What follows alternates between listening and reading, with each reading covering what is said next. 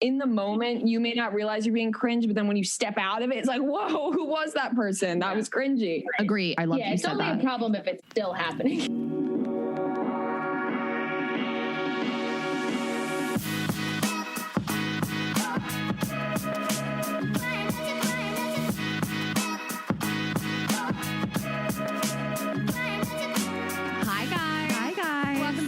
Episode of Girls Gotta Eat. Welcome back.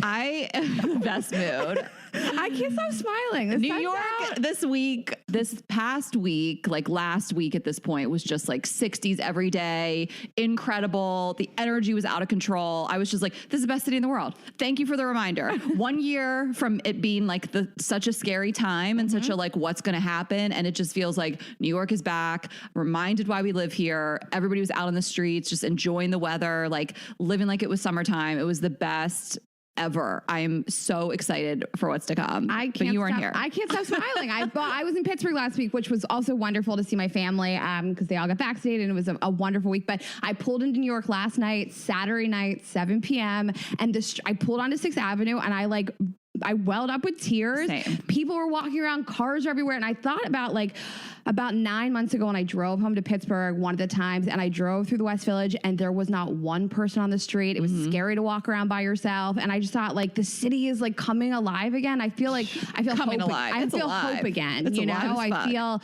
really happy to like see people walking around with their friends and eating out and just like putting money into these small businesses. And it really warmed my heart. There's something so special in New York, like kind of, not to sound so dramatic, but like coming out of the darkness, like we feel like we see the light at the end of the tunnel, and like the city has always just had the best energy. Like a beautiful day in New York is the best day anywhere in the world. Yep. And I remember that feeling of like in the spring last year of like, do I even want to live here anymore? Like, is it over? And it's like, I finally feel like I stuck it out. We stuck it out. Like every city stuck it out and like did it. And I see like the light at the end of the tunnel. I know. It just feels like I can't explain it. Like I feel it in my like soul and my gut. Like I went to meet friends for dinner Friday night and just walking around, they shut down 7th Street. I was like, is 7th Street and St. Mark's going to be fucking Bourbon Street all summer?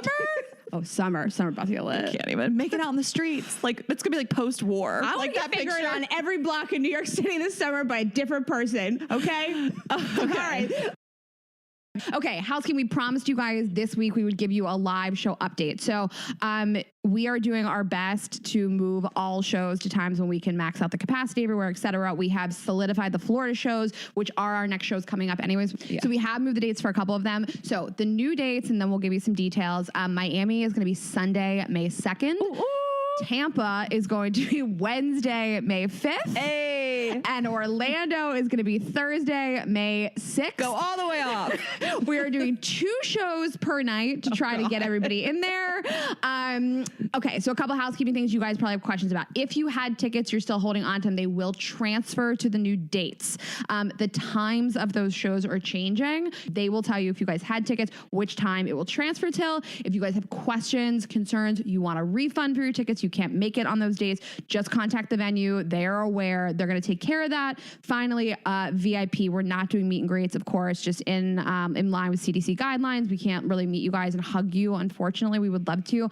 We will be refunding the price of the VIP upcharge on your tickets if you bought them. Yeah. So at this point, this should be handled for the most part. We wanted to wait on this announcement because we didn't want anybody to freak out and start calling the venue or whatever. We wanted to make sure everybody that got tickets was taken care of before people buy new tickets and everything's good to go. So it should be, people in Miami should have been called if they had VIP and refunded to the new ticket price. And everything should be moved. I think we're moving people mostly to the late show in Miami, but the earlier show in Tampa and Orlando, because the late show is kind of late, but it should have been done by now. If it's not, the venue can help you guys out with that. They're just working around the clock to get this done. That being said, we cannot fucking wait.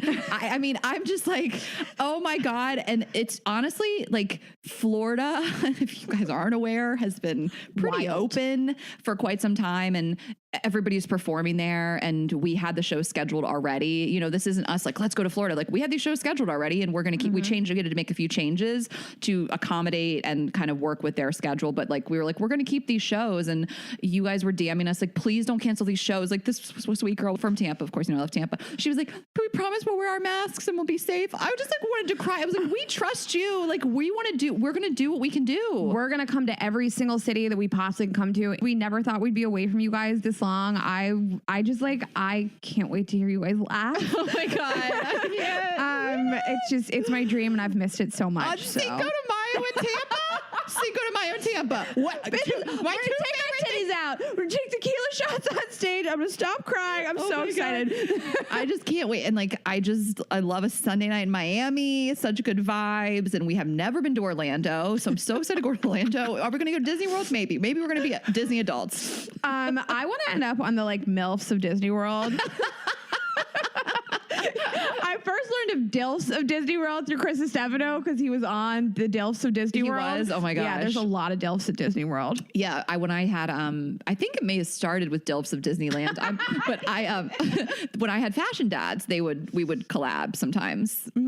Which is Fashion Dads is still an account that lives, but it's retired. But you can always go look at the photos and the captions. They still give you a laugh. Chrissy Teigen was a fan. It was one of my my claims to fame. But that was funny because like I was like in with like the dad Instagram accounts when I was with Fashion Dads. I miss Fashion Dads. I miss Fashion Dads. Anyway, we can't wait. You guys, we love our Florida snack heads and have family in Florida. And so we're just so excited. Yeah, we'll keep you guys posted. We know that Texas was supposed to be next. A lot of West Coast stuff. We're doing everything we can. The second somebody says green light, you could go. We'll fucking be there. Yeah. And it's like, I mean, it's just wild because I don't know what's going on. Like Granddaddy Biden says that we're getting like everybody should be vaccinated by summer, which is kind of wild to say. Like, I hope that's the case. But I told you last night, I was like, if I don't get a vaccine by the end of May, I'm popping off about Biden. I don't care. He's on notice. Would you get the Johnson & Johnson vaccine? I'm trying to get the Johnson & Johnson. Hit us up, Johnson & Johnson. I want the Johnson & Johnson because I feel like I'm a healthy person. I'm fine with that little less percentage and give me one. All I need is one. So we were at dinner with Casey Balsham last night and she said that she can't be trusted to go back for a second one. So she has to get the Johnson & Johnson because it's just one shot. Well, I just think like, if it still counts as vaccinated and it still protects you enough, I'll take it because maybe if the Moderna and the Pfizer are just a little more, then give those to the people that are more at risk. Like, I feel like I'm the perfect candidate for the Johnson & Johnson. Yeah. Not quite AstraZeneca. I don't know about all that. Also, guys, can't stress this enough. We are not doctors. Do not DM us about this. Yes. Not interested in your medical findings. I'm sure that you working at your desk job at Salesforce know all about the AstraZeneca vaccine, but don't DM us about it. Anti-vaxxers don't work at Salesforce. They work for an MLM. They are peddling essential oils.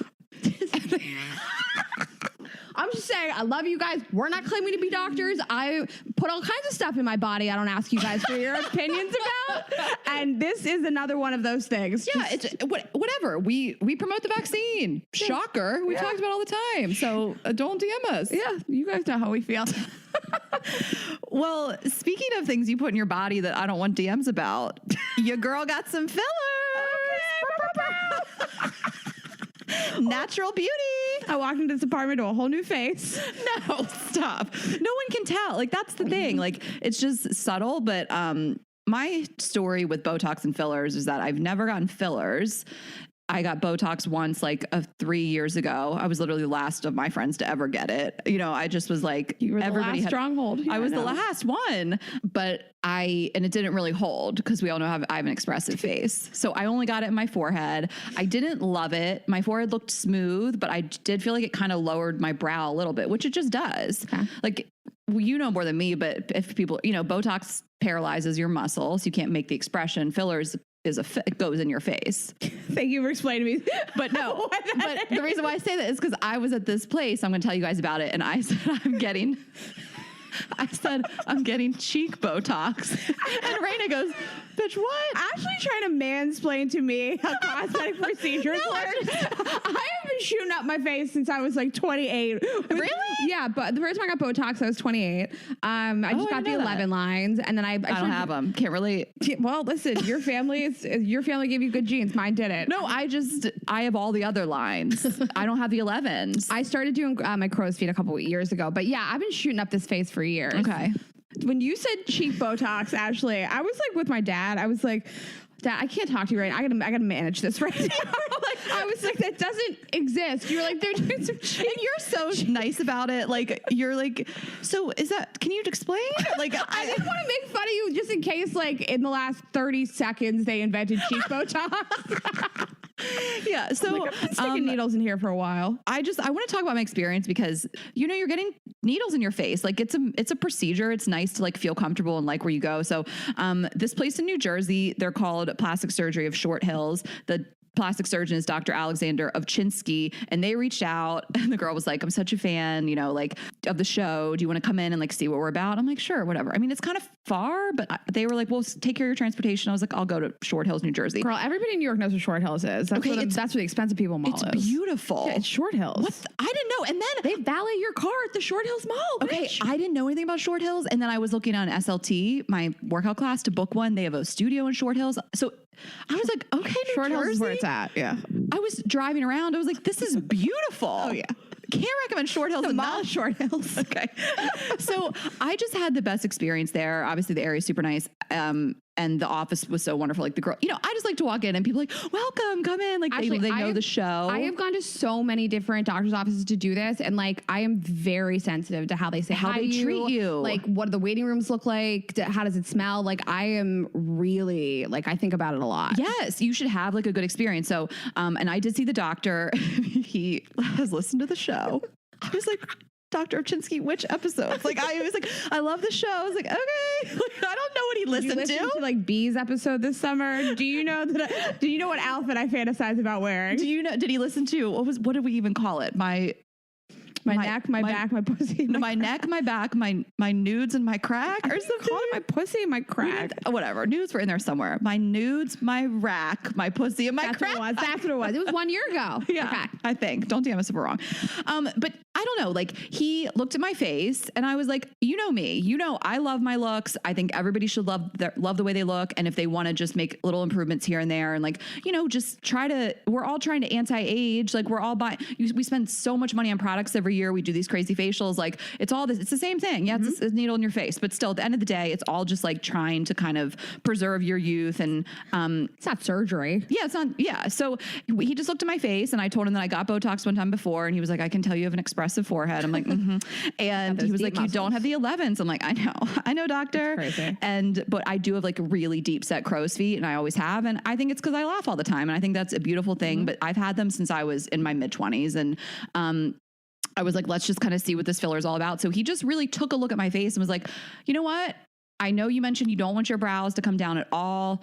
We can try our best, but it can always happen, especially if you're hitting that middle line. So let's just do a little around the eyes. We'll do a little bit of filler in your cheeks and like see what you think. And I just think that's such a good sign with people like that they don't go crazy and they're not like, let's shoot you full of filler, especially when you're on the younger side and then you have to maintain that forever. Like when they're more conservative, I think it's such a good sign. 100%. And that's what I'm looking for also. Like when I go into a doctor's office and they try to talk me off the ledge of paying for things, like when they're like, it's a lot of people. So to give people like a little bit of an idea, like filler, like you lose a lot of volume in your cheeks as you get older. You lose a lot of collagen, and they'll do like 1 to 2 vials of filler if you want it. And the first time I got it, the only time I've gotten filler, they did 1/3 of a vial, and the girl was like, "Why don't we just do a tiny little bit and see what you think?" See what you think. That's like the mark of like a great surgeon to me. That's just like a little drop of it. Yes, and like explaining to you, like when you paralyze that muscle, your brows will come down a tiny, tiny bit, but like.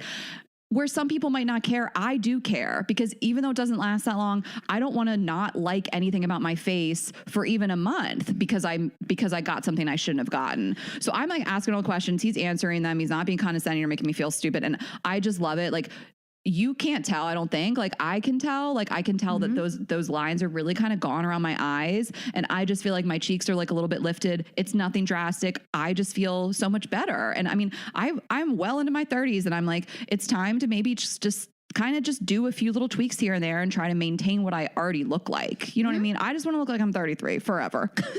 Forever 33. Forever 33.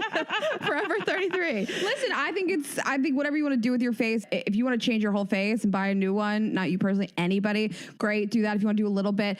I have a lot of friends I grew up with that don't do any work. Great, good for you too. My mom, like, whatever. Never, my mom, nothing no in my mom's face. Your mom's just flying on happiness, just no stress. She looks amazing. Yeah. But I would rather go to a doctor that doesn't nickel and dime me and doesn't need the like extra $300 for me, like give me extra filler, than because I'll keep going back to that person. Yeah, you know. And I had such a pleasant experience, and I know that he's a double board certified facial plastic surgeon, and so he's renowned for the rhinoplasties, which is a nose job. I went so deep on his website looking at before and afters. I love a before and after. And for someone, I have a larger nose, clearly a candidate for a nose job. Like, you never know. But I just went so deep looking at his before and afters because he's an above the neck surgeon. And since we're talking about this, while we're here, I don't foresee us having many more plastic surgery conversations. So I'm like, while we're here, we may as well say it. If you were ever going to get a plastic surgery, go to a plastic surgeon that does specifically that. Could Dr. Ovchinsky do a boob job? Probably. Do you want him to? No. He's a face surgeon. So like, be wary of people that claim to do everything. Like, if I got anything done to my face, like plastic surgery wise, I would go to him. He is renowned. He's won all these awards. He specializes in rhinoplasties and like, chin stuff and whatever. But like, that's what he does all day, every day, in and out. Like, you never want to go to somebody that's like, I can do whatever you want. What do you want? You know what I mean? Bitch, I Google this stuff so hard. I look at before and afters. I look up the reviews online. I make sure no one has bad things to say about them on the internet. Right. This is your face. It's your face. Yeah. And like, we've all seen botched. Titties or whatever. Yeah. Whatever your body. Body. But yeah, we've all seen botched. We like know what can go wrong. So those are my tips. I've just all juiced up from my recent like tweaks to my face. Like, again, I still look like me. You probably can't even tell, but I love it so much. And if I'm going to like play mom a little bit, like my personal feeling is you don't really have to think about this stuff in your 20s. I mean, you said you were like 28, and I think that, people can do whatever they want with their face. Like, I just always want to send the message of like, you should love yourself, love the way you look. You want to do small tweaks here and there. It's only natural. That's why we have skincare routines and shit in the first place. We that's why we get braces. That's why we dye our hair. Like, there's no shame in like wanting to tweak the way you look. I think that there's a line and people go too far and they walk in and they want a new face and they're just constantly chasing an unattainable beauty standard. And so that's all I have to say. I think, you see a lot of people going so hard on this in their 20s. And if I'm your mom, I'm just like, enjoy your youth. You don't need it. Wait until you're, in your 30s. That's been my experience. You know what I mean? Like, if you want to do it, but don't like stress yourself out. I mean, that's been my experience. I don't think anybody looks at me and thinks like I look like a totally different person when I bought new teeth, which I'm pretty happy about. I do think that like completely changed my smile. 100%. But I don't think I've changed my face. I've stayed a straight 6 my whole life. No, stop it. No, I'm a 7 at least. And my new eyebrows have really changed things. Your eyebrows are so good. Thank you. Yeah, I mean, that's the thing. Like, it's your body, your choice, but I do fillers now. So thanks for I should just cheek Botox now. I do cheek Botox. So can't recommend it. I will say, like, I don't know why I got so dramatic with that. No, people ask, like, does it hurt if you've never done anything like this? I mean, you can get numbing cream or not at most places. I chose to get it. It numbs your face a little bit, which feels kind of crazy. I don't hate it. You feel a needle going into your face. I mean, it's not, I wouldn't call it pain. It's like, I wouldn't say it hurts, but of course, I mean, you can kind of feel it going in. There's a sensation there, but it's over very quickly. I never thought of myself as something with a high threshold for pain. I'm just like an average person, but Botox needles don't bother me. I find tattoos a little uncomfortable, but like in terms of like tattoos hurt a lot more than a little bit of facial Botox. Microneedling, I didn't even feel it. So like in terms of how bad it feels, like Botox is nothing. So I'm a little weird about needles. I'm good with like external pain, but mentally needles going in freaks me out a little bit. But I'm all for needle. I'm gonna get the vaccine. I'm all for needles. I'm gonna keep getting Botox and the vaccine. Like, I'm a big fan of needles. I'm a little weird. I get a little, I don't know. I will not watch any sort of like surgery. Like, I have to look away at any sort of doctor show. Like, I always thought I had a high threshold of like, I feel like I don't really get grossed out, but I can't watch like surgeries. I've never asked you this before because some people like really love that. Though I mean, I can't even watch botch. I can't watch boobs. It makes me feel sick. I don't want to see the inside of someone's body. And I'll tell you what, I do not want to watch a pimple being popped. Sick. People watch Dr. Pimple Popper. Also, live your truth. If this is what you're into, a lot of people are into it. Like we all like different kinds of porn too. You know what? I have like a tip for needles. I got a tattoo the other day, and like I saw the size of the needle, and I was like, oh fuck, not that. But the guy that was doing it was like he was like pretty hot. He looked cute. So I was like, all right, if the person that's doing it is hot, you just don't think about it. I was trying to like really flex. I was like, oh my God, my podcast is so cute. And he was like really hot. We vibed. It was nice. He has a girlfriend and 2 dogs, but I mean, you guys aren't probably going to feel like that about Dr. Ovchinsky. He's also has children. He's like an older man, but his energy is good. So if you go there, if you go to Short Hills, are you going to go with me? I also, by the way, I want to credit, I want to back up to one more. We can move on from this in a second, but I do want to say one more thing you said about him. You said he didn't shame you. And I've been to doctors before, specifically once when I went to talk to somebody about a breast augmentation, and I felt really talked down to, and I thought the guy was really condescending, and I felt like he was like, I do this every day. These questions are so stupid. When like I was just asking normal questions about a very major surgery. I don't care if you do this 15 times a day. I do this 0 times in my life. So I felt really shamed by this man, and I felt really uncomfortable, and I never went back, and I paid for the consultation because I took the consultation, but like I would never go back to a surgeon like that. And so it's really important that you're with people that don't shame you. And also tell you what else you could be doing without you asking. Mm-hmm. Like I remember being 20, I got a chin implant. I've talked about this, and I feel like that doctor he did not have a great bedside manner. And I feel like he was saying other stuff that I could do, even like with my skin. I was like, I'm 20. Like if I ask you, tell me what I should do. I want to look a certain way, bring out the Sharpie, start circling, start making it fine. Then it's open season on me. But if you didn't ask and then they bring something to your attention that you never even thought about, like that is just so rude. And it's like, I feel like people get nervous about that. They're like, I'm going to go see this plastic surgeon. I'm going to go talk to him about rhinoplasty, for example. And they're going to tell me other things I should do with my face. They shouldn't actually. I don't think so either. I think you should be going to somebody that's talking you out of shit, not talking you into shit. And so that's just, if someone ever makes you feel uncomfortable, because I've certainly been through that, makes you feel stupid or foolish for asking questions, or like you said, makes you feel like your body needs more work, don't go to that person. Fuck that person. You don't need to give that person your money. There's plenty of people that will not make you feel like that.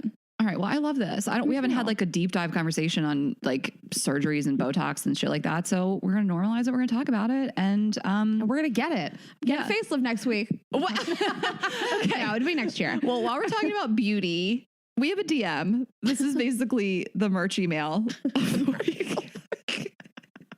And again, we don't like reading these because we want to glorify your behavior. But this is so funny. I said this. I thought it was a joke. I sent this to you and I was like, just when you thought you've seen it all. Because we get a lot of crazy stuff in our DMs. And I had posted Nutrafol on my story. And this girl messaged me, just responded to the story. Or she had to, you can't just respond. She just sent it to me. And then she was like, can you send me a bottle? My hair has been shedding since June. And then she said, it trails off. And then she sends it to me again with like the letter I. Like she's just like, I don't know what's going on here. Like, is she like stroking out? It's like, it was a lot. And so she writes, sorry, I have acrylics. I'm still learning to type with these things. Okay.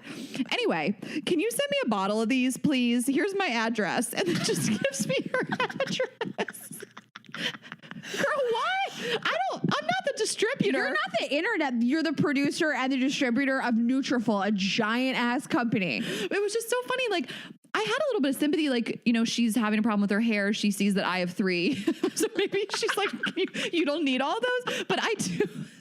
That's my supply. Yeah, but she gave you her address. Like, she meant it. She was, can you please send me one of those? That is crazy. I posted 3 bottles of vitamins and someone's like, yo, can I get one of those? Here's my address. And even if she thought by accident she was responding, girl, we love you. But if she thought that she was responding to Nutrafol's Instagram story, like, I wouldn't respond to Nutrafol's Instagram story and say, here's my address. Can you send this to me? Did she give you a credit card information? No. Oh, this is supposed to be for free. I'm sure. You're supposed to ship it right. for free. Are you paying for shipping or? Right. What are the logistics? Who pays the taxes? And it was in California. Can you ship this across the country? That is so funny. And how she was like, sorry, my acrylics. Anyway, like she was like talking to her friend. I can't. Girl, we love you. Thank you. I know. I felt like I just laughed. Did you respond? I didn't respond. Did you explain to her how ordering works? Okay, I think I'll go back in now that we have the new code and I'll be like, hey girl, here's our code. No, you should buy her a bottle. I should. And you know what? I didn't like open the DM ever. I just like screenshotted it. So I'm not going to even read it. I'm not going to open it. It's still like unleft, unread. She's just going to get a bottle of Nutrafol. Like this girl. Wait, are we feeding bad behavior? That's what I'm saying. Because she's going to be like, oh, I just get to do this. Okay, that's funny. What if she sees my Instagram story of the banana condoms and she's like, here's my address? No, can you imagine she's going to see some fashion influencer and she's going, can you send me those jeans? Like she's just going to, whatever. I What don't if care. it works? What if it just continues to work? Like everybody thinks it's so funny that they just do it. Okay. So we are super excited about our guests today. Yes, we are. We have 2 of them. Yes. And I just have to say, like, we love these girls. This was like such a fun, light chat. You know, nothing was too deep. Don't take anything too deeply. We're talking about selfies and Instagram behavior and pop culture and stuff like that. And I have to say, like, I'm not that into like celeb gossip. Like, I just don't. Not as much as I'd like you to be. I don't care that much about celebrities. Like, obviously, of course, Beyonce. I mean, yeah, I just don't. I'll dabble in a little like celeb gossip, but I just don't spend too much time on it because at the end of the day, we really have no idea what is going on in these people's lives, like celebrities, the royals. Oh, 100%. Yes, it is. Listen, it's one of the downfalls of our relationship that I had to message you about J-Lo and A-Rod. I'm glad you brought up J-Lo and A-Rod. J-Rod? Do people say that? No, Okay. just Bennifer. Such a deep cut. It died. Her couple names died at Bennifer. Well, Kate asked, she was like, do people say J-Rod? I'm like, they should. So we recorded with the chicks prior to them, which I'm kind of bummed about because we couldn't deep dive on the J-Rod situation. I don't know what happened there. How did the news get out? And then they were like, no. Just kidding. I don't know. I feel like J-Lo was like, I got to let them know that this like bothered me, that this like little bitch bothered me, but like, I'm not leaving him. Maybe. Do you think, so for me personally, my ex and I used to break up all the time and then I would tell everybody. Do you think J-Lo is as dramatic as I used to be? And she was like, we're broken up. And then she was like, just kidding. We're back together. Like I used to, my friends. She like took down all the photos of her and A-Rod and then she archived them and she was like, just kidding. She told Page Six we broke up. Like I used to tell all my girlfriends. They'll humor you like once or twice. Then after that, they're like, shut up. So anyway, yeah, this episode was funny for me because I had to research a lot and I'm still like such a boomer. I'm like, wait, did you guys know there was a rumor about Drake and Kim K? And Rhea's like, bitch, yes. And then I was like, who is that person? Like you just had, I felt like I was getting shamed. Okay, the night before that we recorded with them, though, you did text me and say, make sure you watch the Meghan Markle interview in entirety because you knew I wasn't going to watch the whole thing. Yeah. Or even any of it. And you did. I'm proud of you.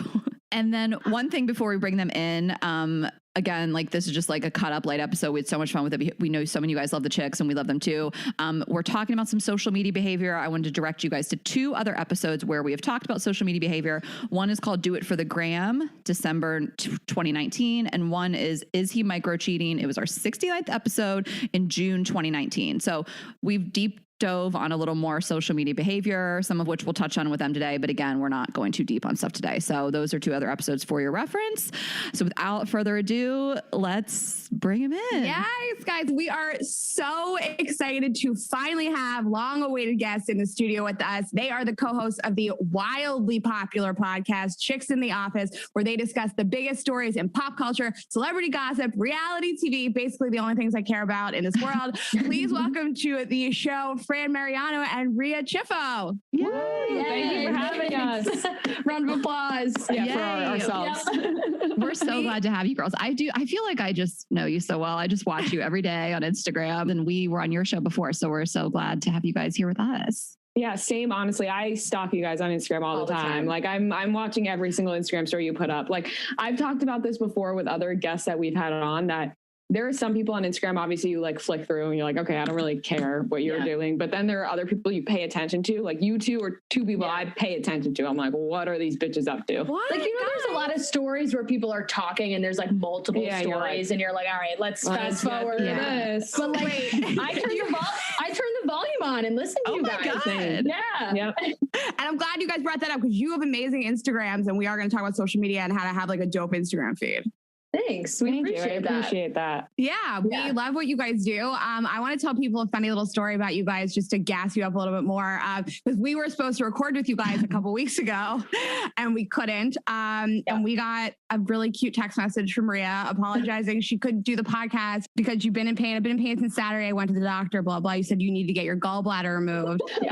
Would this totally screw you guys over if we reschedule? Because I can tell my gallbladder to step aside for an hour to do it if that's going to fuck your guys' schedule up. You were going to knock the hospital to record this podcast. No, I really was. I was like, well, if this is going to fuck everything up, I've been dealing with this pain for years, like no joke, years now, that I was like, I could put it aside for another hour. But it was like that day was especially annoying where everyone in the office was like, Rhea, just go to the hospital. Like, you're pissing us off at this point. So you guys were super cool about it. So thank you. And I'm glad that we finally got to record. But I did feel like really shitty after I went to the hospital and they wouldn't take out my gallbladder. Like, I was showing up thinking, all right, I'm going to get this removed the next week. I'm going to be good. They wouldn't take it out. So now I'm still pushing it off. And so I felt like an asshole after because I was like, I could have recorded the podcast, but we're here now. Realistically, we probably should have known that she wouldn't have been able to go into the emergency room and been like, I would like my gallbladder removed, please. And they would actually There's a pandemic happening. And I was like, take out my gallbladder. I mean, if it needs to come out, it needs to come out. Like, that's what we thought. And they were like, it's not like a kidney though. Like, you know, when you get, not a kidney, oh God. Appendix. Yeah. None of us know appendix, the most simple one. Yeah. Obviously, when you get appendicitis, it comes out. Nobody gives a fuck about that little thing. It's like a pee, you throw it away. Gallbladder is like, you can deal with it, I think, for a little while before there's no like, you know, infection that's crazy. Right. So well, we didn't know either. Ashley texted me on the side. She's like, I don't want to be insensitive. Like, can we ask how long it takes to heal? Like, I don't know, like, what your gallbladder, like, I don't find anything sensitive. Like, trust me, you will never offend me in any way, shape, or form. So you're good. You can ask as many personal questions as you wish. Yeah. Well, she calls her gallbladder Gabby on our podcast, if you would like to know, her name's Gabby. What is it? Gabby. Oh, her name. Her name is Gabby. Yeah, her name's Gabby. That's so. She's still in there. She's still in. Well, we do want to ask you personal questions because I feel like you guys talk so much about pop culture and news and not as much about your personal lives, is because the show is more of that pop culture stuff. So we want to hear about your personal lives. I know you guys both have boyfriends. You told us on our group text. I was like, what's the status? And one of you was like, we both have boyfriends. I was like, oh wow, okay, so we're just like bragging out here. Yeah, pretty much. Like, we both have managed to stay single. Not to brag. I don't know. We've managed it pretty well. We don't really share too much. I mean, Rhea, we work with my boyfriend. We work with him. The thing is, everyone knows about him. Yeah, everybody knows. Everybody knows Barstool. Then like, you know him. He produces Part of My Take. If you guys know the podcast, number one sports podcast, the number one podcast. He produces that, and he's been with Barstool since he was 19, and he's 27 now. So he's been there like since the beginning, since they were in Boston. So we've been dating for 4 years now, and I don't feel the need to constantly post him on my social media because we are together we work together, we live together, like we're together every day. So it's kind of like an afterthought. Like, I'm not thinking like I'm with my boyfriend right now. Like, I need to post it. Like, we're together all the fucking time. Like, if I posted when we were together, it would just be annoying. So some people will hit me up and they'll be like, did you guys break up? And I'm like, you guys would know if we broke up first. Right, you're like, I just have nothing to prove. Know this place would be blowing up our spots all over, like Rhea and Hank together. Like people would eat that shit up. So of course you guys would know if we broke up. So for me, that's why I don't share so much, because people already know us. Whereas Fran, I think you don't share a lot because your boyfriend doesn't work. Yeah, he didn't sign up for any of this. He's not in this world. Like, this isn't his thing. And so like, if I do post him, it's normally like, hey, can I post this? Like, how do you feel about it? Because he's more like, I would love to keep like our relationship and not have it out there as much, which is nice because for me, I like that situation too. It's easier for me to kind of like separate work and private life, which is nice. So like, that's why he's not on there as much. And also, like, people are mean. Like, you know, you're telling us, I'm fine with subjecting myself to like people criticizing me. It's my own social media page, but I'm not gonna like post a picture and have people tear into him for no reason. Like, that's no fun for him. So we just kind of keep him out of it. Well, I will say, like you said, you separate your work from your private life. Mine's like one, like my work and my private life are like intertwined, which is also works in my favor though, because like Hank will like record stuff for me or take pictures of me. And like, you know what I mean? Like for Instagram, like he like is like, yeah, let me get a great shot. Like you're popping right now. Like, let me like, you know what I mean? I like that he's your hype woman. Okay. 100%. Like, he's like, let's grow the feed. Yeah. He's like, I want to start like he's, and especially during quarantine when I was making like a lot of TikToks and kind of like elaborate ones where it would be like, so good. Like, like lip straight up videographer. Shit. I'd be like, all right. He'd be like, okay, you get an hour of my time from 1 to 2. We can film this. Like, so that it works in my favor. And I don't think that I've had any struggle. Like people, obviously, when you work with somebody and you also date them, I think that causes a lot of problems for a lot of people. But thankfully, I've been lucky enough where it's never been like an issue for me. I think maybe in the beginning, because to be honest, I was an intern when we started hooking up. And so I kind of was like I freaked out, first of all. Like I called somebody who worked here. I was like one of the only girls. Fran wasn't even here. I was like the only girl at the time besides like one girl on the sales team, and then Erica, who's the CEO. Not calling Erica. I wasn't calling Erica, being like, I hooked up with Hank. So I fucked this guy. Literally. And I was like, I literally called, and Asa Akira, like Asa Akira also worked there, the porn star. And she, we know. Like, she's coming. Yeah, she's coming on the show in a couple weeks. She's fucking awesome. And she's part of the reason I hooked up with my boyfriend. She was like, I want to fuck Hank. And I was like, I'm going to fuck Hank. Like, are you joking? And so she like would hype him up to me. And so that was like kind of, she like made him obviously, like I thought, I was like, okay, like I'm flirting here, but like she would like really make him seem like wait, I love that. Him up. So I was like, I want to fuck him now since Asa Akira does. Like what? So I feel like because I was an intern and that happened, and I called the other girl that worked here at the time up the next day being like, I want to jump off a fucking bridge. Like I'm never going to get a job here. Like I'm an intern. I hooked up with somebody immediately. Like, who am I? I don't do that sort of thing. But that wasn't the case because this is Barstool. And there's really no real rules here. Like I should have known. HR at there that was point. no HR. We have it now, but didn't have it then. And I remember, and then we just like continued hooking up. And then I remember standing outside of the building one day waiting for Hank to come down. And Erica comes up to me. She's like, are you dating Hank? I was like, yeah. And she was like, good for you. Like, she was like, yes, like good for you guys. And you know what though? She also was kind of a factor because everybody loved it. Everybody loved it. And also everybody loved Hank. Like I remember before I hooked up with him, Erica was like, oh my God. Like, and this was before anybody knew we were flirting or anything. She was like, oh my God, we went to the KFC radio. They had like that KFC radio event in Boston. And she was like, we were at the KFC radio event in Boston and every girl was going up to Hank. Like everybody wanted Hank. I was like, what the fuck is this? You were like, all these people want to fuck this guy. You know what? I'm going to fuck him. I'm going to fuck him and make him my boyfriend. And I think everybody was happy for Hank. Like, I think everyone was like, I'm like hyping Hank up so much. Like it was definitely the opposite too. Because I remember when I had come in and everyone was kind of like talking about Rhea and Hank, and it was more like, Hank, like what's he working with that he just landed Rhea? Like what, the hottest chick. Yeah, like they were like, wait, what? Like it wasn't even, no one had concerns about her. It was more like, Hank, like, okay, like let's talk about this. And see, that's what's crazy that I'm saying all like Asa and they were hyping him up, but everyone on the other side was like, what's going on? They're like, wait, like Hank?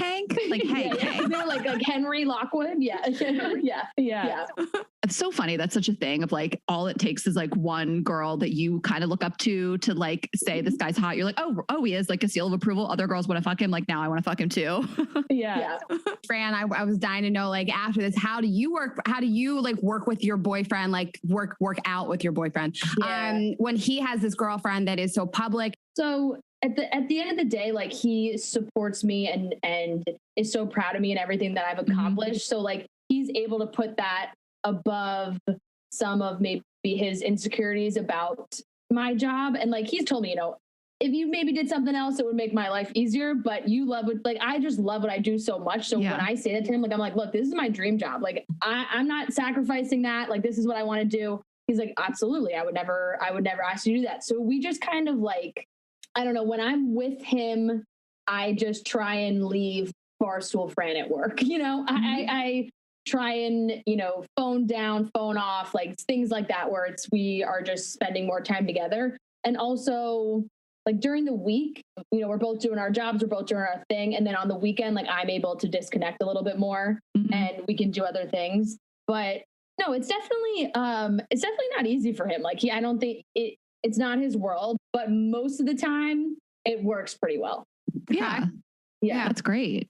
Well, should we move into like social media stuff? Yeah, let's talk about social media stuff. You guys mentioned like, you know, posting your partners and stuff, and both of your Instagrams are so good and dynamic. So we wanted to talk about people's behavior on social media, how to have a good feed, cringy behavior, if your partner has cringy behavior.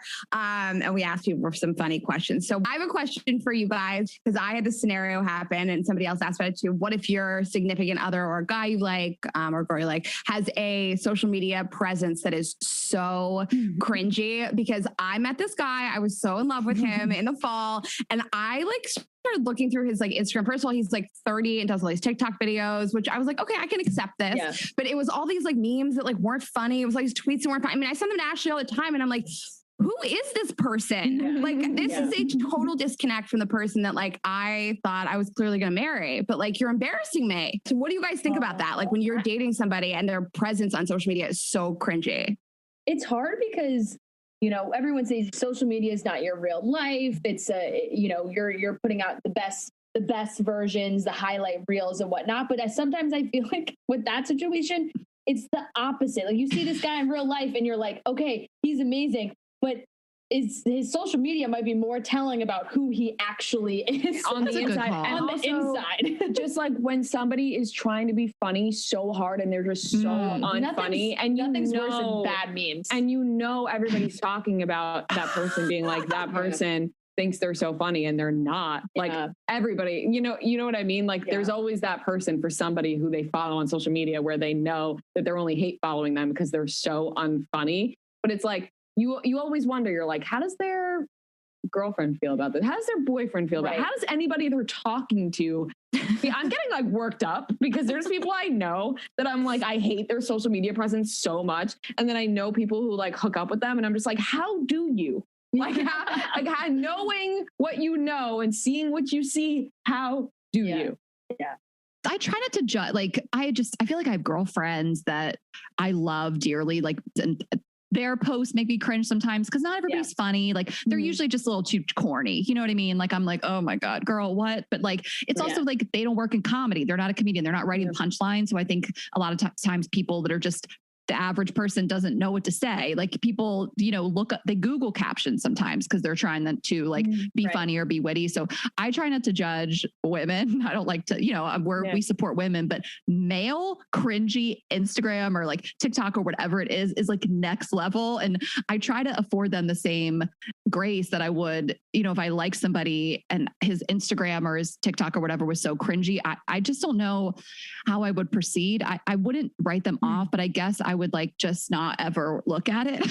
I would just like, I would mute it. Like, cause it's also, if it's good and it's funny, it's such a turn on. Yeah. Like I was kind of like chatting with this guy that like his TikTok was so great. Like it was the right amount of funny. It was like, seemed like it was his real personality. And I think it's so weird when they feel like two different people. 100%. Maybe there's a way you can also help too. Like maybe there's a way you could be like, you know, like, let me give you some tips. Like punch their jokes up. Yeah.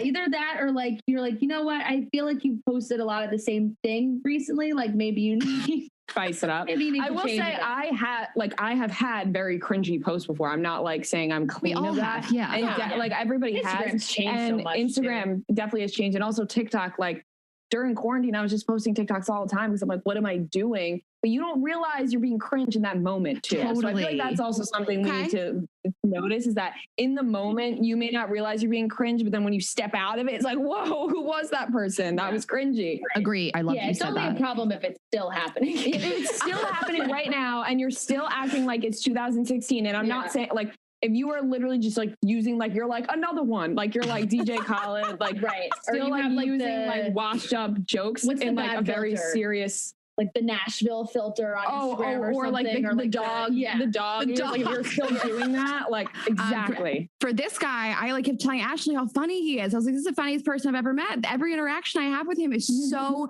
amazing. And it was embarrassing to me. I mean, Ashley can back me up. I mean, this stuff day after day was so bad. Yeah. And I was like, girl, you sure he's funny? Because what I'm seeing, it doesn't seem like it.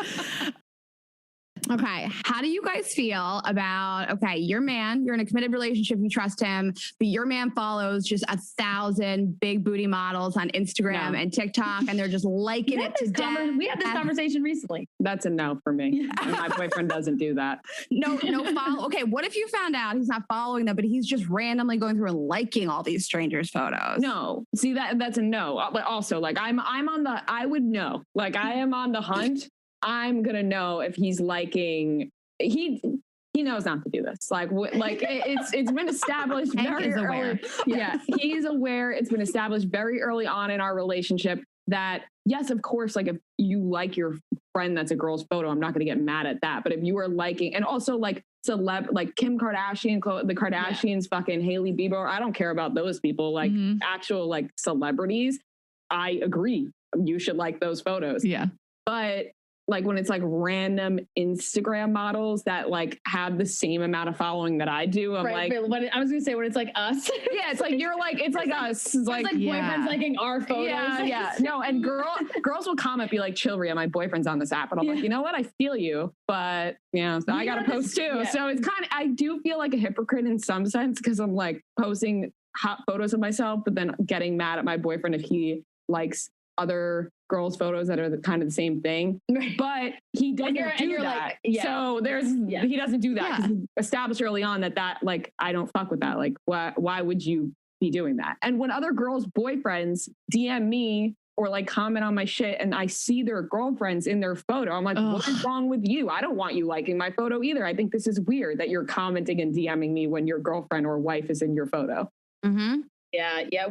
Because we were joking about this the other day with us liking men's photos. Yeah. Right? Because Rhea was like, friend, I see you always liking this one guy's pictures. I'm like, yeah, I do. I really like, I don't know. I like all of them. And she was like, see, like, I don't like them because I know I don't want Hank doing like the reverse. I mean, I picture a guy with his fucking full abs out, coming out of the ocean, like that. Like if Hank saw I liked that and then also I would get, he would be like, what? That's not fair.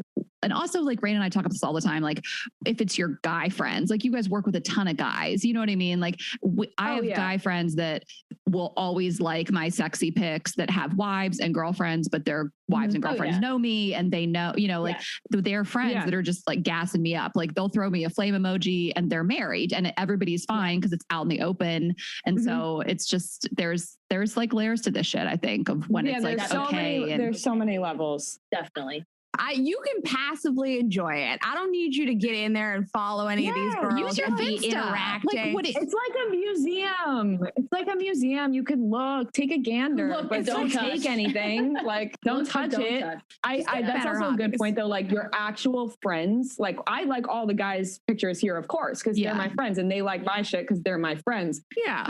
Okay, let's just do a couple quickies, and then we'll move on to some pop culture stuff. Someone asked, red flag or deal breaker if he posts inspirational quotes multiple times a day, which I was like, multiple times a day. Like multiple times a day is a deal breaker. Once a week, red flag. Yeah. Multiple times a day, deal breaker. I don't even like guys who work out every day. Like that's also a deal breaker. You don't want them to do anything good for themselves every day, right? No, like you could be good, but it's like if you're gonna make me feel it's an obsession into it, right? You know? Yes. Yeah. If you're posting inspirational quotes multiple times a day, like you're not okay. You know what I mean? Like you're just, it's a lot for me. It's a lot for me to see. Even like the people that I follow for specifically inspirational quotes, even them, I'm like, it's a little extra. You didn't have to do this like multiple times. Like we get it. Everyone gets it. Okay. Do you guys think it's a red flag if he face tunes his pictures too much or at all? Like what about like if you see a guy and like he has whitened his teeth to the point that he's smooth, so crazy. Yeah. I will give a pass on the teeth whitening. I will because like, guys deserve to jazz it up too. And and if they like have yellow teeth and they're like, I'm just going to clean this up a little bit, then 100% I'm down for it. But if it's combined with like they're blurring out their under eyes and like their smile, like, and then it's like, okay, now that's too much. I will say they can, if they want to get their teeth a little whitened, I'll let that go. I think that's fair. I like the support all around. I think if women can do it, men can do it. But if they're face tuning selfies and like putting it up, then that's a problem. If they're using the filter on Instagram that changes your face right now, if you see people using that filter, it's scary. If they're using that, it's definitely a deal breaker. Well, I don't want a guy with a selfie on the feed, just as a rule, as kind of a hard and fast rule. Like if I go to your feed and there's like not a mirror selfie, you know, I don't care if guys take photos, they got a new outfit, they want to take a selfie in the mirror, they're wearing a nice suit, you know, whatever it may be. I mean, like just face. They flipped on that front facing camera and like banged out a selfie like in the car or whatever. Like, I don't know, man. I don't know if what's worse, that or the inspirational quote. Have you come across it? I feel like you've seen this. Yeah. Guys post selfies. Like they're not. And then if it's a selfie with an inspirational quote as a caption, I'm like, for this reason, I'm out. Right now, 100%. I feel like you see it more on like dating apps than you see it on Instagram. I feel like there's a ton of selfie pics on like guys. They're not like good at photos. Like, I mean, I think they should be better. I think that there should be less stigma around guys being out and being like, hey man, can you take some pictures of me for my Bumble or Hinge or whatever? Like, definitely. That would be better for all of us as opposed to like the car selfie. Yeah. We wanted to just ask you guys, like she wrote it really funny.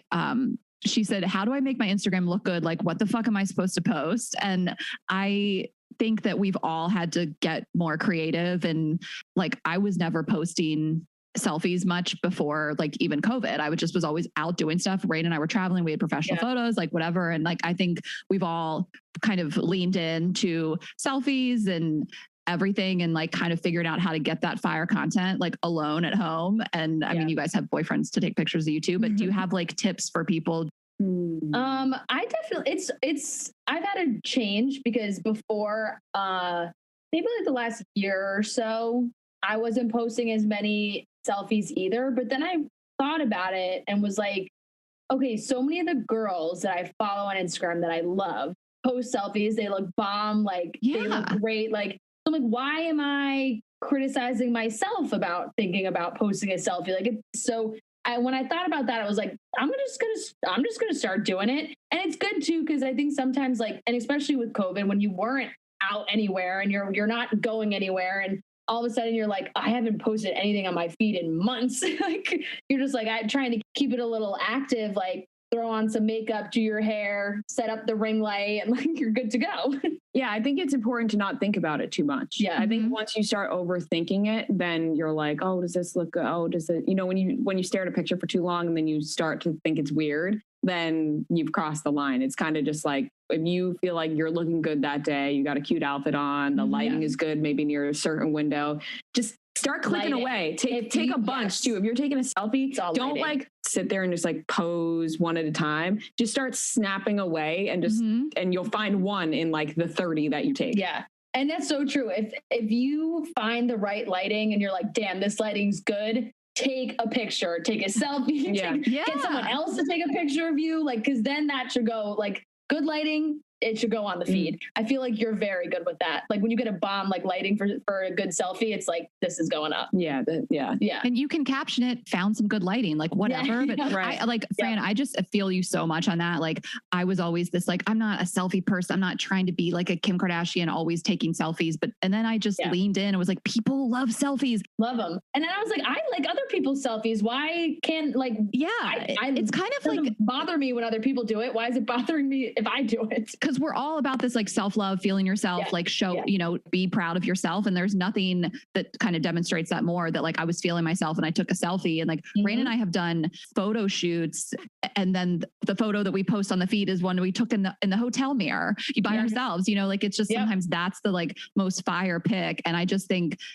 ultimately it just exudes the like feeling myself vibe. And I just think we've all leaned into it, and I love to see it. Raina, you definitely have. Definitely. I love this idea of also just like snap away, keep taking them, because I think like what I like to see on other people's feeds is like these not highly produced photo shoots. I don't love like looking to the left. What are you looking at? You know, like I love these like normal. Right. I took a photo of myself in my home. You know, we are home so much more. I take photos of myself in the mirror all the time. I take mirror selfies. I'm home. There's no shame to it. You know, we're not jet setting. We're not doing all these things we used to do. And I think that people just like, they want to follow you because they want to be a part of your life, and letting them into your life is letting them see your home. How do you work out? What do you eat? This is this silly thing I did today. And like, maybe throw something on the feed and you're not sure how it's going to go, and like, just try it out. You know, I posted a charcuterie board. I was like, no one's going to care about this. I don't post food on my feed anymore. It blew up because people were like, oh, that's her home. She had friends over. This is what she made. Like, I think people just want to see. And this, people like, fucking love charcuterie boards. who doesn't fuck with a charcuterie board? So listen, I know that like it can feel a little vain to take photos of yourself in the mirror, but like, sometimes I'm just feeling myself and I want to do it. And that's, you know, then you get like your hype squad around you and they like it. Absolutely. Absolutely. And then all your friends are like, oh my God, you look great. And you're like, no, you look great. You're posting it. Yes. Also, I would say a good test is posting on your story first and then seeing like what people reply to that. And if they're like, oh my all God, the flames, great picture, like, you know, hitting the flame emoji, then you're like, okay, this is going to the feed. Nailed it. Yeah. And also just like the other day, I have this new little phone stand thing that I love, and I set it up we have this like pink neon light, and I like set it up, and it just, you know, my leg was up in the air. It's on my feed, but I feel like people may think that feels silly, or they feel stupid, or they think it's vain, or whatever. But I think just own it. Like, I'm having a great time. Like I got this pink neon lighting. Yeah. I have a phone stand. I'm just going to set a timer and like bang it out. And I think if you have somebody to take photos of you, great. But like, if not, like get a ring light and get a phone stand and just start taking photos. Like have your own photo shoot. Like, I think we see that all the time. It's not vain to like feel yourself. You know what I mean? I feel like a lot of times originally, and now I think people have gotten over it, where I would post like a lot of pictures of myself just because I'm like, I like my outfit, I like how I look today, and guys are always like, oh, you love attention. I'm like, first of all, that's why it's I'm my feed. Job. It's like, mine. Yeah, I do enjoy attention, but also like, why can't I just feel good about myself without being called like conceited or vain? Right. It's always like women are always like called like conceited because they're feeling good about themselves, when everybody should just feel good about themselves. Yeah. And aren't you on this page and following me because you want to see photos of me? Yeah. Exactly. Yeah, exactly. It's always looks better now, I think, to be more real and to show those things like looked good, look cute today. And it's not as curated. I feel like a lot of times, like I found myself following less people that have like crazy curated feeds where, you know, the Instagram influencer, so much of where that started was like, oh, we were following all these people who their photos were like the streets of Paris and London and New York, and they're posing in the streets and they have these fabulous outfits. And now it's kind of like, I don't really want to follow those people anymore. Like, I kind of want like more real life. So much is still so curated that now, because there are so many people who share their real life, it's like, well, this is just fake as fuck. I just think that's why TikTok has gotten so popular. It's like this authenticity. Like, you know, I started getting on TikTok and like, it's just a girl with no makeup busting into the bathroom to right into the mirror, you know, in her pajamas. Like, it's just not, yes, we see beautiful faces and we see makeup and curated looks, but the content feels more authentic. And it's just like, what is on people's mind? Like us, yes, of course, like choreographed dances and all that stuff. But I think there's what people really gravitate towards is like just people being themselves. Well, I like the move towards authenticity. At least people are trying, I guess. Some people miss the mark, but I like that people are at least trying. And if your whole Instagram feed now is just mirror selfies, fuck it, whatever, you know, if that's what you enjoy, do what you like. Okay. Can we move into some pop culture stuff with you girls? Raina, do you want to pick one from the list? Yeah, I want to talk about Scott Disick. No, I'm really proud of him for consistently just dating younger and dumping the next girl, you know, when another 19-year-old comes along. Now, I think it's interesting that the world is so horrified by this, because like that's the pattern. Like, are we surprised by this? Do we expect more from this? I don't know. What are your guys' take on it? I've now kind of realized that I feel like Scott is just like killing time. Like, I just, you know, like he's dating these younger women and he's dyeing his hair and he's doing all these it looks like Guy Fieri. Yeah. He's dyeing his hair pink and like I think he has like a mohawk or something. But I don't know. I think after I saw there was like one teaser for the Kardashians, right? And everybody was freaking out over it in the new season because they were joking like, we all know, Scott and Kourtney are gonna make it work in the future. And the way Scott talked about it, it was literally a 30-second clip. So who knows if that was like out of context or whatever. But like the look on Scott's face just made me think that he is just waiting for Kourtney to give him like the go. And until she does that, he is going to continue to date these younger girls. Like he and Sophia Richie apparently broke up because, the age difference and they were having problems. They were at different points in their life. It makes me think like, maybe Scott thought like he had the opening and thought it was open. Then Kourtney starts dating Travis Barker. And where does Scott go? Amelia Gray. Like he's like, all right, we're going 19 again, kill some time, see if this Travis Barker thing works out. And if it doesn't, like, then I'll dump Amelia Gray. I don't know. I love Scott Disick. I think he's hilarious. So I've always loved him on the show. I'm just confused about how to feel about what's happening because I see so many different opinions where like my usual initial thought would be like, I don't know why anybody is surprised by this. Like, yes, it's like, yeah, he's dating a 19-year-old girl and he's older than that. It's Scott Disick. Also, this is like Hollywood. It's not the most unusual thing. But I feel like I'm seeing more and more people talk about how weird it is for somebody his age to be dating somebody who's 19, who's closer in age to his son than she is to him. And it started opening up my mind a little bit to it more because I would never date somebody that's that much older than me for those reasons, being like, you're just so much older. I don't think like this just feels weird. So I'm definitely understanding that side of it like a lot more now that are people talking about it a lot more. Cause I do feel like it is something that kind of was just like swept under the rug for so long. Like, oh yeah, it's Hollywood. People, older guys date younger women. Leonardo DiCaprio, he dates all these young models. And his girlfriend have been together. They've been together for a while though. So I guess, good to them. But it is a little strange when you think like, why not somebody in their late 20s? Why choose the 19-year-old who's not even of age? Like, I think that's the cutoff. Like, I think it's like, 18 is legal, but I think it should be changed to like, let's do 21 when they're able to drink because you can't buy a bottle of wine at dinner. Exactly. I don't think, does he even drink Scott Disick now? It doesn't really matter, but still. I guess well, it feels weird that you're going for what's he 38, 37? You're going for barely legal. Like I hate the thought of it. And I think that like those are still by definition teenagers, right? Like you're still a teen. And I know that you're over 18 and if women can do what they want to do, but I just think we see too much bad stuff come of these things. Like we've seen with Marilyn Manson, with Armie Hammer, where these women are being manipulated by an older man with power who they, look up to. And years later, they're like, I was manipulated because I was young. And I know people can fall in love and, at all different ages, but when I see it as a consistent pattern of like, you just date 19-year-old after 19-year-old after 19-year-old and you're like almost 40, like it bothers me. And for the women, I guess, you know what I mean? Like I'm not accusing Scott Disick of anything in the realm of assault, abuse, anything like Armie Hammer, Marilyn Manson. I'm kind of making the parallel, but I just want to be very clear that I'm not making those accusations for him. Ultimately, I mean, it goes without saying, I just worry for the women.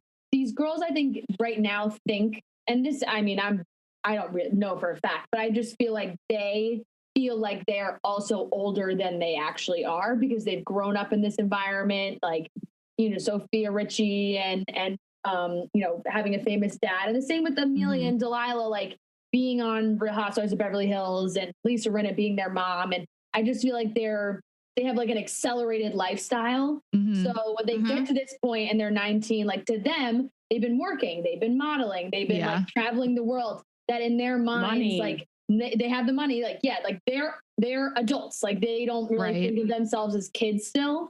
So I feel like sometimes it's easy for us to be like, look, they're 19, they're so young. But sometimes I really think these girls in their minds think that they're a lot older than they actually are too. Right. And they've just been treated that way. Like I bet their parents, I'm not saying that they're not around all the time, but when I feel like when you are that famous and you have that much money, in those sort of families, you got like nannies taking care of you, you know, the parents are checking in every once in a while, but they're traveling, they're doing their own thing. They're worried about their own career. So I do feel like they are growing up. They grow up faster for sure. I agree with that. Yeah. I think that I'm glad that we're talking about it. I'm glad that, like you said, Marilyn Manson and people like this, that we're actually talking about these age differences. And, you know, at least for me with Amelia, like her anxiety issues and just mental health issues were pretty highly publicized on The Real Housewives.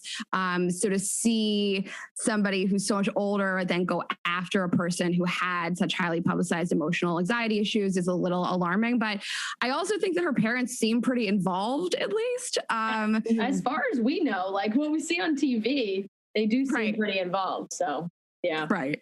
Okay. But you can also see Lisa Rinna being like so down for this. Like, yeah, I can see her cheering. Right. Like, yeah. What do you, is there a rumor about Kim and Drake? Is that even a thing? Is that picking up steam? Oh, well, that's always been picking up steam for years now. It's been, so I'm very into this rumor. Yeah, she loves it. There has been rumors that obviously Drake fucked Kim Kardashian, and in the song Sicko Mode, he said, crept down the block, made a right, shut the lights. And so they live, if you look at the map of where Drake lives to Kim Kardashian's house, it's literally like down the block and to the right. And so people thought that was him like putting that little message out there. And then recently he put out a song where he was like, I need to talk to Yeezy. I need Jesus. But if I told him my sins, he wouldn't believe us. So they're like, shit. Like, he's basically saying if I sat down and was like, I fucked Kim Kardashian, he wouldn't believe us. So there's more than that, but all these signs are pointing to that Drake fucked Kim Kardashian. But Kanye's denied it. Kim's denied it. I think he did. I believe it more now post-divorce, right? Like, if they were still together and like happy, then it's very easy to believe like, okay, that they denied it, it's not true. But knowing that they've probably been on the rocks for like a really long time, it makes you think like, could be possible. I think Drake fucked. I think he did. What do you guys think about the song Kiki actually being about Kim Kardashian and that it's so public? Do you think it could be about her? Yes. Like I think that Drake puts things out in the open for people and people don't grab onto it enough. Like he's like, I'm trying to tell you guys. Like, nobody all the time. Nobody cares. Like Drake, not even that nobody cares. People just think that Drake is like this like soft guy who's just like is in love all the time. You know, his new album is coming out. It's called Certified Lover Boy because that's just like what people see Drake as. But I think he blatantly tells people things in his songs that people just pass by. Like XXX, you know, the rapper XXX who was shot and killed. Yeah. Him and Drake got into some kind of fight. I don't really know exactly what happened. But then XXX tweeted, like, if I die, it was Drake. And then he got shot, died, and Drake put in his song SMS XXX, that's the only time I shoot below the neck. And he got shot in his chest, what? I'm pretty sure.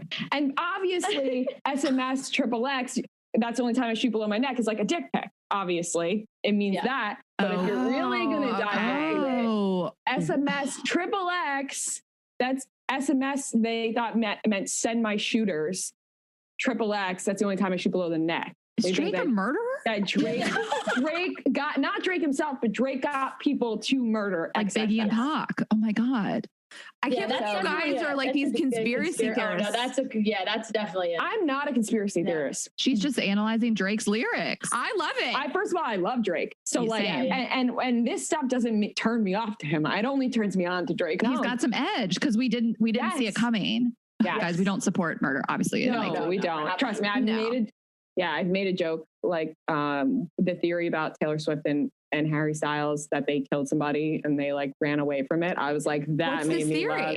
Oh, Ria's like, I don't do conspiracy theories. Like, here's another deep conspiracy. There's a theory that Taylor Swift and Harry Styles killed somebody together because of many songs that they both have together are like hinting at it.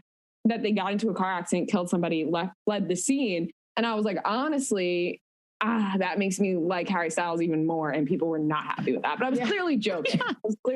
People were not happy. It's all jokes, guys. It's a comedy podcast. Okay, can we talk about Harry and Olivia? Which, let me just say straight out of the gate, like I date younger guys, so I am super into this. But what do you guys think?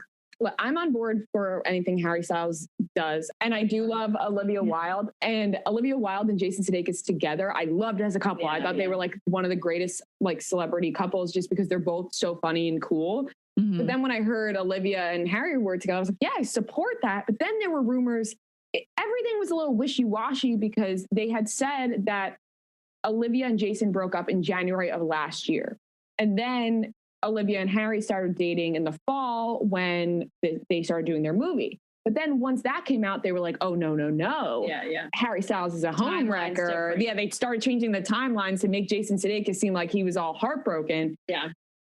If I was a single lady, I would pursue Jason Sudeikis because I can then make Olivia Wilde jealous with Jason Sudeikis. And then they end up back together and then I get Harry Styles. Oh, this is a plan. What does Hank think about This is some deep state shit. He hasn't heard any of that. He won't. Hank, if you're listening, this sounds pretty well thought out. I don't think it's a joke. Yeah. Listen, I'm not saying Olivia would be jealous of me, but I would perform. I've heard that. I would entertain. I would really like show Jason off. People are like love that he's on the market. I feel like I'm seeing a lot of that. 100%. And I feel like the whole like Jason Sudeikis is heartbroken tabloid situation that we're getting right now is very much making more people just love Jason Sudeikis. And I'm into Harry and Olivia. Would never have put those two together, but Olivia seems so cool, and Harry loves older women. Like has always loved older women, has always dated older women, and so like this to me feels like almost like the ultimate older woman for him to date. It's like the perfect if he was going to pick someone who's in their mid 30s who he was like, okay, I'm going to pursue this celebrity. She makes a lot of sense for the two of them. I think they connect on like a deep level, and I feel like they're both like artsy and I don't know, but it does seem like Olivia and Jason are like making it work. I think they're in London right now because he's filming Ted Lasso. So like she's out there so that they can all be together like as a family, because obviously Jason has to quarantine. Until Rhea shows up and gets her plan in motion. Okay, well, I'm going to throw a wrench into this mix, Rhea, and you tell me how you're going to handle this. Jason Sudeikis' rumored girlfriend is Keely Hazel. Do we know about this? I don't know who that is. We know she exists. She's an actress. She's an actress. She's not very well known. Yeah, not very well known. Okay. She's been a friend of Jason Sudeikis' for a while. And so they're apparently dating. Had a role in Horrible Bosses too. Yes, and also in Ted Lasso. Yeah. And he also named a character Keely in Ted Lasso. Yeah. So I feel like you don't name somebody Keely because that's not a common name unless you had a crush on somebody. Named a whole character Keely. Yes, but now all these rumors are swirling. She stepped out in a tie-dye hoodie that he had been wearing a day previously. So people think that they're together now. I don't know. A picture in front of the same fireplace that he was in front of when he accepted the Golden Globe. As long as Jason Sudeikis is happy, I would fuck Jason Sudeikis. Like I swear to God, I've been thinking about it more and more recently, like how badly I want to fuck Jason Sudeikis. I don't know. Was that one of the drunk podcasts when we did it with Tyler and I was like started going on a tangent about how I want to fuck Jason Sudeikis. We were both very drunk and Vera was like, the number one person I would go after is Jason Sudeikis, and we were like, since when? Yeah, no, because we were talking about Harry because I love Harry. Harry Styles is like my number one. I love Harry Styles, but then I was like, I don't know. All of a sudden, she put Jason above him. I was like, are you? I was like, I don't know. Like, Jason's so funny, and he's like hot. I don't know. I like really want to fuck Jason Sudeikis. When it comes out that you guys are rumored to be dating, people are going to be like, she told everybody, just like Drake. She told everybody on the Girls Gotta Eat podcast. It's been out there for a while, guys. We all knew. We all saw this coming. Okay, so we have just a couple more things. Everybody wants us to talk about The Bachelor. I mean, I feel like we've all seen so much Bachelor stuff. I feel like we're probably all on the same page in that I assume, stand with Rachel Lindsay, and we are obviously denounce the racism that has happened within the show this season. I think that goes without saying. So you guys cover this all the time. We've spoken on it a little bit. So I guess since as this episode comes out, the finale is tonight. I mean, how are you guys feeling just in general? I mean, what are your thoughts? pretty ready for this season to end. It's been a problem. And what's tough, obviously, there's been so many issues. And you've seen how some of these women have been treated this season, and you've seen what's gone on with Rachel Lindsay and Chris Harrison and everything that's happened. And because of what's gone down with Rachel on Matt's season, it just kind of feels like even if you avoid spoilers or don't look at it, you kind of have a general idea of what's going to happen. Like you don't think Chris Harrison goes on and talks to Rachel Lindsay and defends Rachel Kirkconnell as much as he did without like trying to make her look as good as he possibly can because she wins. He wins. I mean, or because it's like, what's the point of defending her so hard? Like if it was any other contestant, I think that would have gone very differently. They would have let Rachel Kirkconnell maybe speak beforehand. I think the show tried to silence her early on just because they didn't want that out there because like then it ruins the show. It ruins the love story. That's the whole magic that they want to create. So now it's just like, let's wrap it up. I'm really excited for Emmanuel Acho. I think he's going to do a great job. Yeah. Huge fan of him.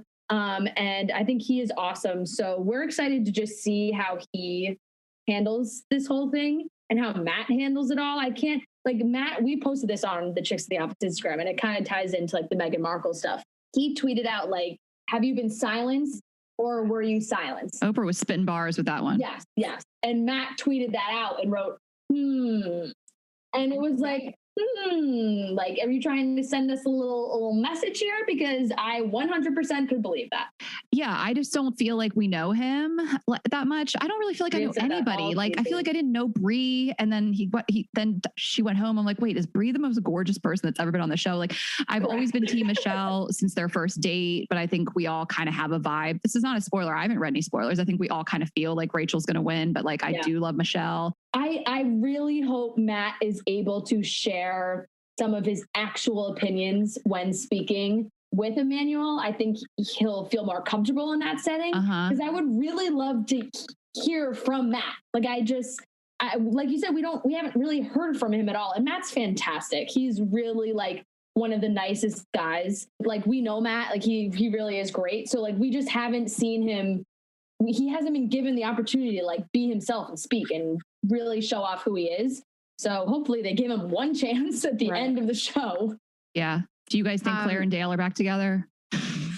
Oh God, I'm gonna walk away. You have no. I'm at like my like Rhea is wit's end with the Rhea's show. so out on Claire. Rhea's so out on Claire and Dale. It's like I feel like the past 2 seasons have taken literally years off of my life. They were back to back, and it feels draining. Like I'm so tired of talking about these people. Like I'm sure once it ends and there's like a little break, I'm gonna be like, oh, I missed The Bachelor. I want it back so bad. Oh, I don't care. It can end. I don't care. Right, like all these like, oh, are they back together? I don't give a fuck about them. Like I really don't. And I know that people get mad when I say that because they're like, well, this is what you guys talk about. And it's like, yeah, but I'm also allowed to say that I don't care about them. Like that's also an opinion that I have. I echo what you say. Mm-hmm. I actually really don't care. And let's move on. People definitely care though. Like I don't want to take that away.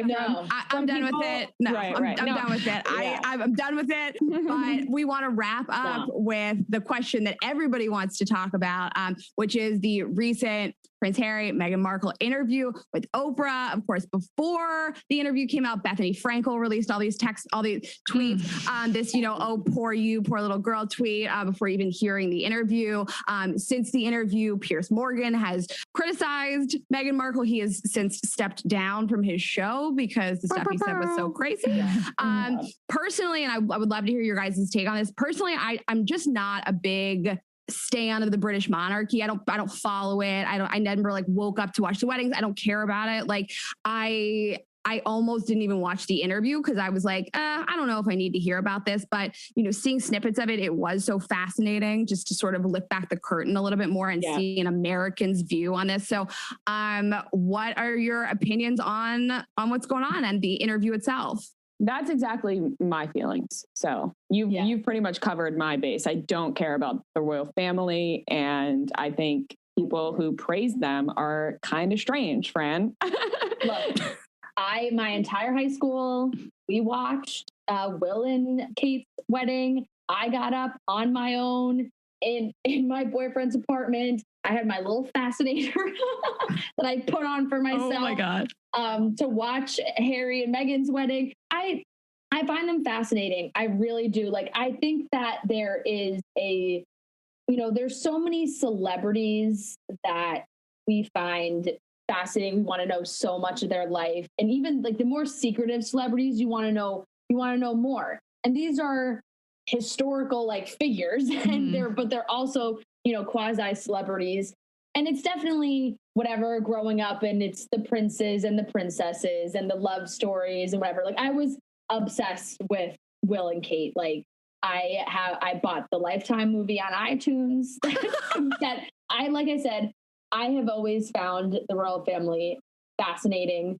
And so this was like so in depth and so the reality that I think so many people always thought was the case within them. Like, people love to joke like, oh, they're doing shady shit behind the scenes, like, and all these things. And then you see The Crown and people start to like, people watch The Crown and it's like, okay, there's some things that they messed up on, or it's very dramatic and more than we think. And this just kind of confirmed all that, which I think makes it even juicier. It's like, okay, they're doing some shady shit behind the scenes. Like, they have an operation going on that is unlike anything we have in our country. I like 100%. Like, they have got some crazy shit going on over there. And I like that she acknowledged that, like, it's not like Hollywood. And I thought it was, I think Bethany Frankel's criticism was that, like, Meghan Markle was saying, like, poor me. And I didn't feel that vibe in the interview. I didn't feel like she was asking for sympathy. I didn't think that she wanted to point the finger and make other people look bad. I think this is somebody saying, I was suffering from mental health issues. I was suicidal. The interview was like, it was pretty disgusting. I mean, it was just like, it was the like blatant racism. It was them ignoring the cries for help. Like, it was, I just want to make that clear. Like, it was painful to watch. It was like, of course we could have guessed that this monarchy, this institution was rooted in racism, like a lot of institutions are, but I hope it changes, but also that's not the country that I live in. And I'm like Raina, where I just haven't ever been like super invested. And I think that the only thing I thought was so crazy all these years was just the way people treated Meghan Markle, and like even Americans that were obsessed with the royal family, the way they would hate on her. Like, I thought it was so cool that this woman who was an American, who was a woman of color, who was a divorcee, like all these things, could just go in there and kind of shake things up. And it's like, what happened was she was like abused for, and like to the point that she felt suicidal. So it was all just so disturbing, but I guess on the bright side, they like probably will live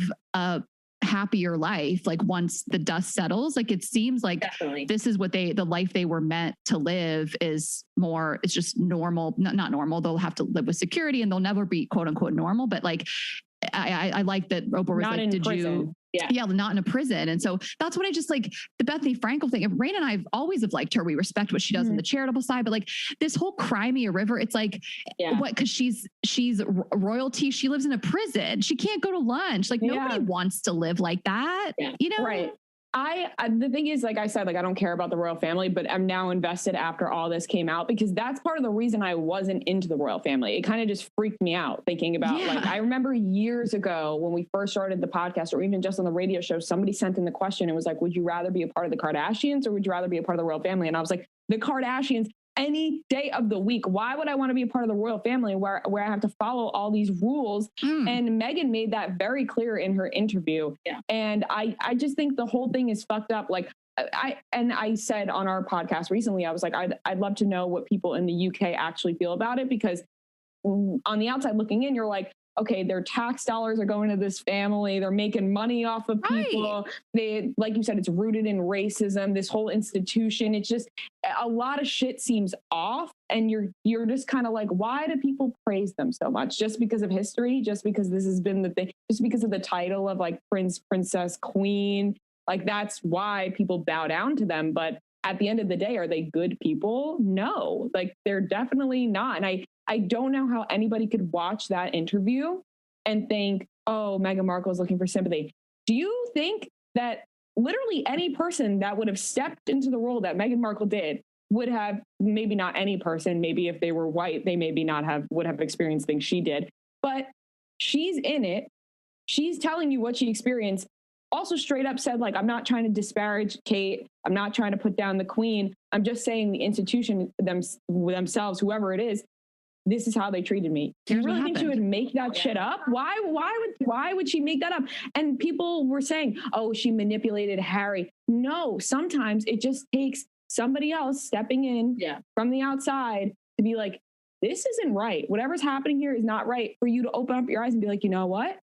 You're right. This isn't right. My eyes are opening, and it's like growing up. Harry always wanted right, and it's just like growing up, literally, and not what just happened to his mom? Family, he's like, fuck this. The whole time he was like, the history is that, you know, I watched this happen to my mom. I watched him do this to her. She's widely publicized to have had all kinds of anxiety issues, eating disorder issues throughout her entire time part of the royal family. And then, I mean, of course, she was killed by the paparazzi. And I mean, if you ask me how this book ends, I would think, you know, that Prince Harry would have divorced her, left her, stuck with the family. But I love that this man like stood up for his wife and was like, I watched you do this to my mother. I'm not going to let you do this to the mother of my children. Like, I thought it was like a beautiful thing. I agree. I agree. And, you know, it was very telling when he was like, look, I was trapped. My brother, my father, they're trapped. Like, I just imagine the institution, right? The family, the staff, whoever, like, they live in those walls, and in those walls, it's the monarch above all else. Like, their sense of reality, like, just doesn't exist. And so, like, everything they do is in the name of protecting the monarch. And I just feel like they are acting in 2021 the same way we watched in like scenes of The Crown that they acted in 1957. Like, it's like the same, they handle things the same way. It's hide things, get rid of people, do all those kinds of things. And, you know, a clip from John Oliver has been going viral again on Twitter of him talking about before the wedding of like the royal family. Like, this isn't probably going to work. Like, everyone is romanticizing this right now, but Meghan entering this family, she might regret doing this. She might back out at the last minute. This could be a problem. And having the two of them pull the plug makes the most sense. Well, and I love that you guys on your, on like a lighter note, on your, I think it was an Instagram video you posted of like, you're like, we stand with Meghan Markle. We believe Meghan Markle, but we don't believe that she didn't Google her. Fiance or boyfriend. That was the one lie. She did not lie during that interview, but that was a lie. That was a lie. And just like the Googling aside, it's like, okay, fine. What are you saying? You're better than all of us. Fine. But also just like that she didn't think she needed to act differently. Like, I'm not even into the royal family, and I am not claiming to like really know, but I think I would be in the car on the way to meet the Queen of fucking England. And I was like, how do I act? Do I need to curtsy? Like, it was so funny to me. Like, again, I believe her. I'm not like calling her a liar, but her mind obviously operates differently than mine would. And it was just so funny that she was like, I just thought it was like meeting any other famous person. It's like, bitch, it is the Queen. Like, I don't like subscribe to this thing, but like, even I know that I know it's your man's grandma, but it's like, I would be like, tell me everything to do top to bottom. Am I dressed okay? What do I need to do? Like, how she was just like, oh, we're just going to go meet his grandma. And I don't know how to curtsy. And like, that's no big deal. Like, it's just a famous person.